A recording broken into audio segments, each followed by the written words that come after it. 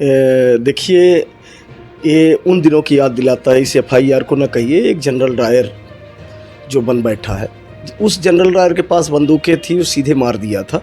इस general Dyer के पास रोजनामचा है और फर्जी एफआईआर के लिए ही लाया ही गया है।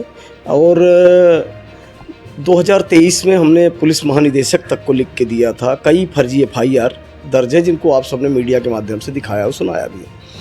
और एक शासकीय कार्य में जनपद अध्यक्ष हमारी श्रीमती जी ममता कुंज बिहारी तिवारी नई गढ़ी की, और जिस दिन से जनपद का चुनाव हुआ है उस दिन से कोई ऐसा दिन नहीं जब हम लोगों पे हत्या करने का प्रयास या फर्जी मुकदमों लगाने के प्रयास न रहे हों।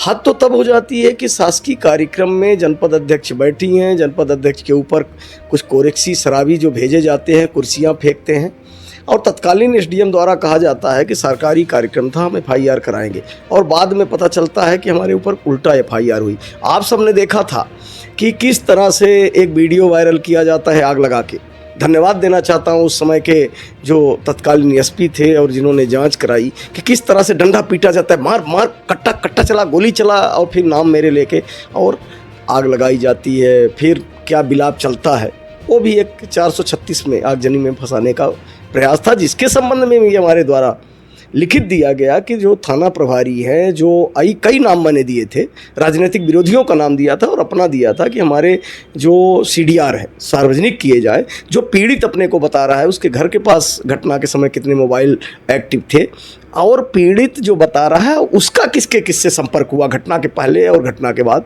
लेकिन पता है कि एक प्रायोजित था, सत्ता की हनक थी।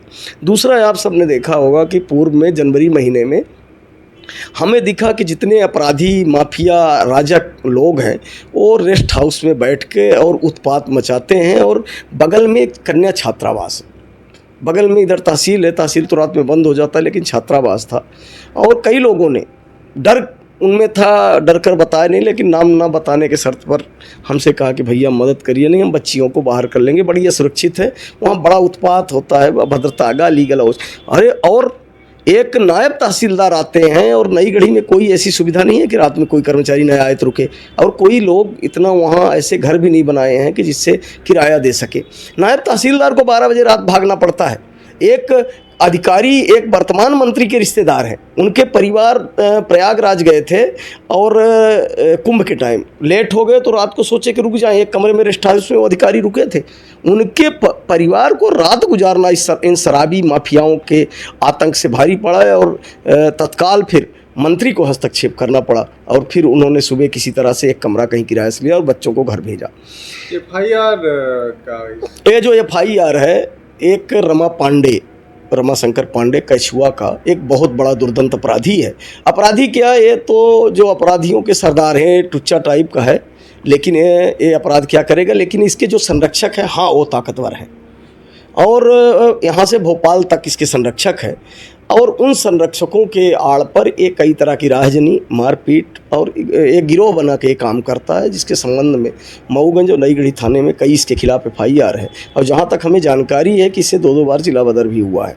ये पूर्व में सरपंच था। भय और आतंक इसका है कि जैसा लोग बताते हैं खुद ही वोट डलवा लेता है, और जो पंचायत के विकास की राशि आती है पूरी डकर जाता है। और इसका राजनीतिक संरक्षण देखिए कि कितना बड़ा है कि इसके भ्रष्टाचार की जो शिकायत होती है तो तत्कालीन उस समय जो पंचायत एवं ग्रामीण विकास मंत्री महेंद्र सिंह सिसोदिया थे, उन्होंने भी पत्र लिखा, पूरे रिकॉर्ड हैं कई करोड़ के। मैं आपको देता हूं कि जिसका इसके काम ही नहीं किया, और आपके माध्यम से ईमानदारी से कहता हूं कि आईजी साहब और जो जिम्मेवार हो चलें, मीडिया के साथ ही चलें, एक एक काम को यश टीएस लागत राशि और स्थल में दूंगा, कहीं काम मिल जाए तो मेरे ऊपर एफआईआर की जाए। तो एक तो उससे चिड़ा था। जनपद अध्यक्ष हमारी पत्नी है, अगर कोई आदमी आता है शिकायती पत्र देता है तो जनपद अध्यक्ष उस पर मुख्य कार्यपालन अधिकारी जिम्मेवार लोगों को मार करती हैं कि इसमें नियमानुसार कार्यवाही करके और दोषियों पे कार्यवाही करें और नियमानुसार जांच करके प्रतिवेदन दें। ये बात इसे नागवार गुजर रही थी। और जैसा कि आप देखते हैं पीड़ितों के लिए पूरे क्षेत्र में एक वहाँ पे अघोषित आतंकवाद था। तो जहाँ एफआईआर वाले में मैं आता हूँ तो घटना के 3 दिन पहले जो ये तथाकथित एफआईआर, घटना क्या, घटना तो कुछ हुई नहीं, ये जो एफआईआर हुई एक गरीब पांडे परिवार ही है, और ये जब शराब पी लेता है तो राक्षस बन जाता है। इसका तो आपको वीडियो भी उपलब्ध कराया हूँ घटना के संबंध में। मेरे पास एक फ़ोन आता है कि मेरे घर में घुसे हुए हैं, मारपीट किया है और ये वीडियो देख लीजिए, और हमने शिकायत की तो हमारी शिकायत ना नहीं लिखी गई बल्कि हमारे बेटे जयप्रकाश पांडे को ही पुलिस उठा ले गई, जैसा कि नई गढ़ी में होता रहा। लेकिन हमें लगा कि ये सिस्टम बदला है, नए पुलिस अधीक्षक है। तत्काल हमने पुलिस अधीक्षक महोदय को वो दोनों ऑडियो वीडियो भेजा है और उनको इसके बारे में, इसकी जो हिस्ट्री है कि हिस्ट्री सीटर है, अशांति फैला रखा है, रोज़ का इसका काम है और लंबा इसका गिरोह है, तो भविष्य में कोई अप्रिय घटना न हो और जनता में कानून का एक विश्वास जागे, इसलिए आप इसे तो सता संज्ञान लें। और ये चीज़ एसपी महोदय ने नई गढ़ी थाना प्रभारी को भेजी। तो जिस तरह से लाश पे तांडव करने की बात कर रहा है, लेकिन उसके ऊपर नॉर्मल धाराओं में FIR हुई, पर FIR हुई, लेकिन इसके आकाओं को लगा कि जैसे दक्षिण की पिक्चरों में होता है कि अगर हमारे आदमी पे FIR हो गई तो डर ख़त्म हो जाएगा। तो इन आकाओं ने फिर भय का माहौल इकट्ठा करने के लिए एक प्रायोजित FIR, और जो दुकानें हैं 15वें वित्त की राज की दुकान है पूर्व की, जिसमें एक फर्जी 75,000 रुपये निकाल चुका था, जिसकी रिकवरी के लिए इसको कई बार नोटिस है। दुकान का भी एक टाइम लिमिट होता होगा, आपके माध्यम से बताना चाहता हूं कि जो जिम्मेवार अधिकारी देखेंगे उसको कई बार नोटिस हुआ। 2022 का जैसे इसने उल्लेख किया है, 5 दुकानें बननी थी जिसमें 4 ही बनाया है, एक बनाया ही नहीं। बार बार इसको नोटिस हो रहा है। इससे जो पेमेंट की बात कर रहा है, पेमेंट इसको नहीं होनी है, इसकी वसूली होनी है। और वो जो जनपद की दुकानें थी तो 2 वहाँ तो पैसा खाने के लिए इन लोगों ने इस तरह का पूर्व में किया था। तो 2 में, एक में डिस्पैच, आवक जावक और जो पेंशन, ये इसके BPL, ये सब एक कुशवाहा बाबू बैठ रहे हैं और एक कमरे में ADO बैठने लगे, क्योंकि ये कभी नहीं बनाएगा। सरकार का पैसा लगा था तो 2 कंप्लीट हुए, और जब बार बार इसको नोटिस हुई तो 2 में शटर लगाया है। अभी तक उनका कुछ नहीं। हाँ, ये सरकार की गाइडलाइन और नियम नहीं था, ना कोई दुकान थी, लेकिन इनको पता चला कि ये अब वसूली बनेगी। पता चला कि ये दुकान जो बाकी काम है इसकी वसूली बन जाएगी और उसके बाद कोई दूसरी एजेंसी पूरा करेगी। तो इसके आका ने और इन्होंने एक प्रायोजित षड्यंत्र रचा है। चौकीदार का आप देखिए और थानेदार के देखिए कि रोड के उस पार थाना है, रोड के इस पार जनपद है। मैं भी जनपद में हूँ, ड्राइवर हमारे उस समय जनपद अध्यक्ष के नहीं थे, मैं जनपद में बैठा था। हमको कोई जानकारी नहीं, किसी को कोई जानकारी नहीं। और बताइए कि डकैती होगी दिन में या क्या होगा, आजू बाजू लोग कहाँ ले गए, कैसे ले गए। और मेरा आप सोशल मीडिया के माध्यम से आप कुंज बिहारी तिवारी के जब प्रोफाइल में जाएंगे तो कितना बड़ा मैं अपराधी हूँ सारा निकल जाएगा। कोविड में जब लोग ज़िंदगी अपनी बचाने के लिए कर रहे थे प्रयास, तब देखिए कि हम क्या कर रहे थे। तो दूसरा, रेस्ट हाउस प्रकरण, वो आदमी जो रीवा रेस्ट हाउस कांड का भी आरोपी था। अच्छा था कि उस समय रसूख था, पावर थी तो बच गया, नहीं तो रेस्ट हाउस का जो रीवा कांड था उसमें वो भी नामजद था। और उसका जो रेस्ट हाउस को अयासी का अड्डा बनाना, रात को 11:30 बजे एक दिन बहुत उत्पात इसके 20-25 लोग बनाए थे, ये सारे मेरे मोबाइल में। और मैंने तत्काल SP मऊगंज को, कलेक्टर साहब को दिया कि बगल में अपनी छात्रावास है, कोई बड़ी अप्रिय किसी दिन घटना हो सकती है। और उस दिन से एक पत्र कलेक्टर ने जारी किया, तहसीलदार के पास चाबी और SDM के पास गई। हमने CCTV की मांग की थी, तो हमने कल तो नहीं किया था, ठीक है तू ही रुक भाई, लेकिन CCTV लग जाएगा, तू कुछ करेगा तो उसका प्रमाण तो रहेगा। वहाँ रजिस्टर तक नहीं रखे जा रहे थे, कौन रुकता है। वहाँ रेस्ट हाउस में सारे आपराधिक गतिविधियों का संचालन के लिए उपयोग कर रहा था। मुद्रिका कोल की हत्या का कराने का, माफिया दाऊद की स्टाइल में हत्या कराने का, हत्यारों को बचाने का ये ठेका लेते हैं। और मुद्रिका कोल के हत्या में भी इसी तरह किया था। 715 दिन की बड़ी लड़ाई के बाद उस पर न्याय मिला, लेकिन इनको लगा कि हमारी हत्या का कराने और हत्या के बाद आरोपियों को बचाने का जो ठेका है वो कहीं न बंद हो जाए। दूसरा, यहाँ पर उन्हें देखा है कि एक नाबालिग बेटे की हत्या हुई, बाप का अकेला बेटा, गरीब का, रोज़ वो हमारे घर आते हैं, जनता को विश्वास है। और जिस तरह से 1857 से पहले ही देश गुलाम था, लेकिन जो 1857 में लोगों को लगा कि आज़ाद होना चाहिए, तो यहाँ का आतंक इतना था कि बलात्कार ही कर देते थे, लेकिन किसी की हिम्मत नहीं पड़ती थी कि जाए कि एक घटना हुई कुछ होगा नहीं, हत्या कर देते थे तो पता लोग डर के FIR को नहीं जाते थे।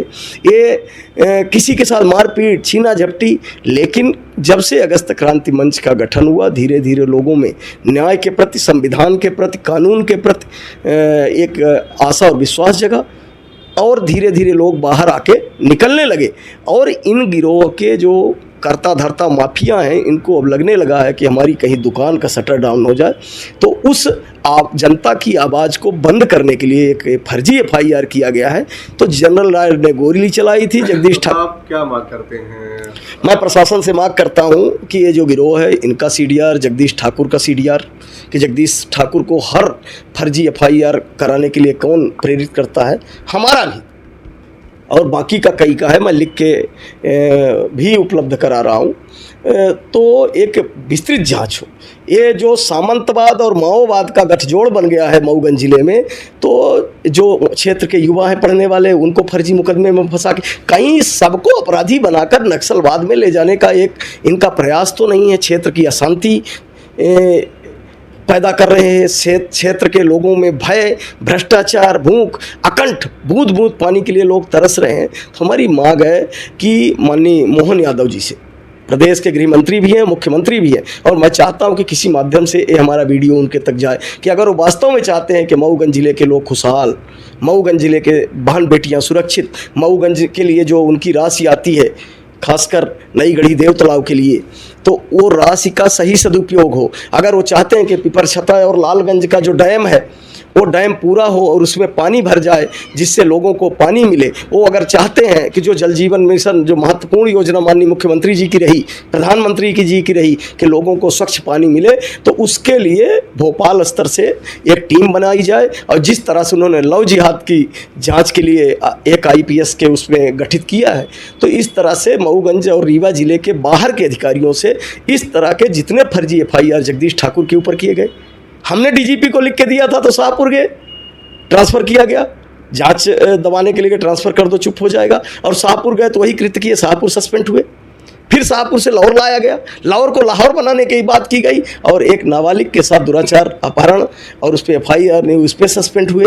फिर लाके नई गढ़ी, और जिस दिन से नई गढ़ी लाया गया सबको पता था कि ये कुंज बिहारी तिवारी के ऊपर फर्जी FIR। हाँ, एक चीज़ और आपसे बताऊँ कि एक बड़ा गिरोह काम कर रहा है, एक डफली है, फटी डफली है जो बेसुरा चिल्लाती है, जिसके ऊपर इनको फर्जी FIR करना रहता है, उसके बारे में वो डफली अनाप शनाप पनरगल फटी आवाज़ निकालती है, और फिर ये किसी राजनीतिक दुश्मन, सामाजिक व्यक्ति है जो इनके अत्याचार, अनाचार और फर्जी अराजकता के खिलाफ बोलता है, तो उसको उस फर्जी डफली की आवाज़ को मुद्दा बनाकर और उन पे ये फर्जी FIR गढ़ते हैं।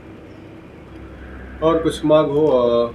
हमारी मांग है कि कछुआ ग्राम पंचायत की जो जांच है, माननीय कलेक्टर साहब और कमिश्नर साहब, और वो इतना बड़ा आतंकवादी है कि सुरक्षा व्यवस्था के साथ जो निर्वाचित प्रतिनिधि हैं, पूरे रिकॉर्ड उपलब्ध हैं, उनके साथ वीडियोग्राफी करा के एक एक काम की जांच करा लीजिए अगर कोई काम मिल जाए, और जितनी रिकवरी बनती है वो कर ली जाए। दूसरी हमारी मांग है आपके माध्यम से, जैसा हमारी श्रीमती जी ने लिखा था, हमारे परिवार का जीवन खतरे में है, ये हमारी हत्या करा सकते हैं।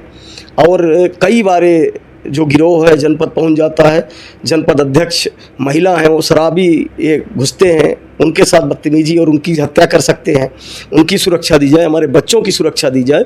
और देश समाज के प्रबुद्ध वर्ग से हमारी एक अपील है कि जाग जाइए, नहीं तो आज कुंज बिहारी इसलिए फर्जी मुकदमे को झेल रहा है क्योंकि आपकी आवाज़ बनाए, और ये नहीं चाहते कि आवाज़ आपकी कोई बने, और लड़ने के लिए खड़े हो जाइए। अंग्रेज भाग गए, ये भी भाग जाएंगे। और मैं आपसे बताना चाहता हूँ आपके माध्यम से सबसे कि मैं कोई जमानत नहीं ले रहा हूँ, और मैं जिस तरह से कृष्ण भगवान ने भरी सभा में दुर्योधन से कहा था कि दुर्योधन बांध मुझे, तो मेरा भी नाम मेरे माँ बाप ने कुंज बिहारी रखा है, तो उस नाम के जीवन को कुछ हमको जीना पड़ेगा। भगवान कारागृह में पैदा हुए थे, तो इस सत्य की हत्या कर सकते हैं, उनकी सुरक्षा दी जाए, हमारे बच्चों की सुरक्षा दी जाए।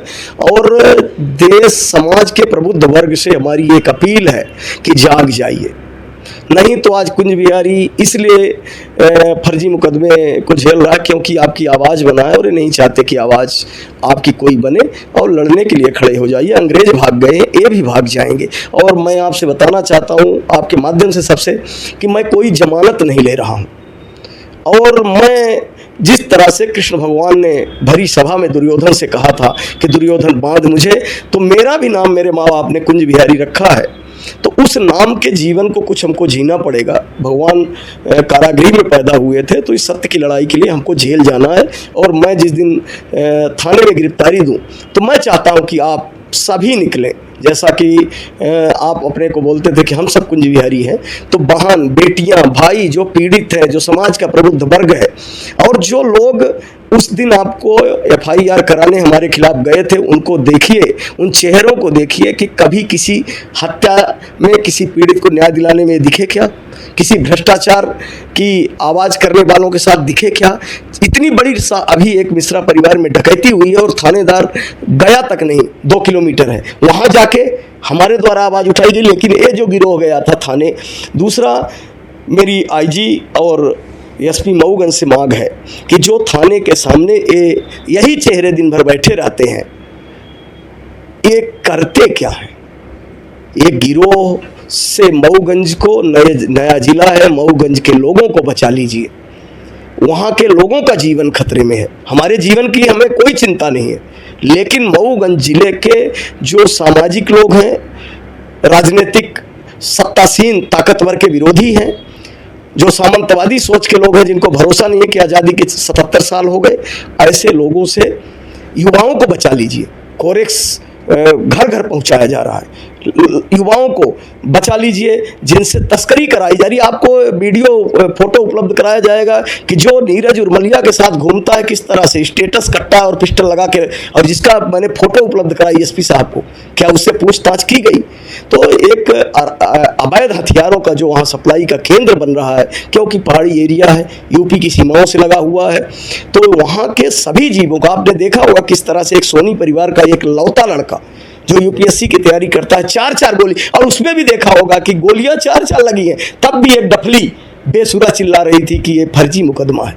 और सोचिए कि जो आरोपी पकड़ा गया, 3 नामजद हैं, तो उससे बरामद हुआ पिस्टल, कहाँ मिला, कहाँ से आया, कोई पूछताछ नहीं। तो बहुत बड़ा गिरोह वहाँ के युवाओं को आतंक की ओर ले जा रहा है। तो वहाँ के लोगों को बचा लीजिए, यही हमारी आपके माध्यम से प्रशासन से मांग है। जय हिंद, जय भारत, जय अगस्त क्रांति।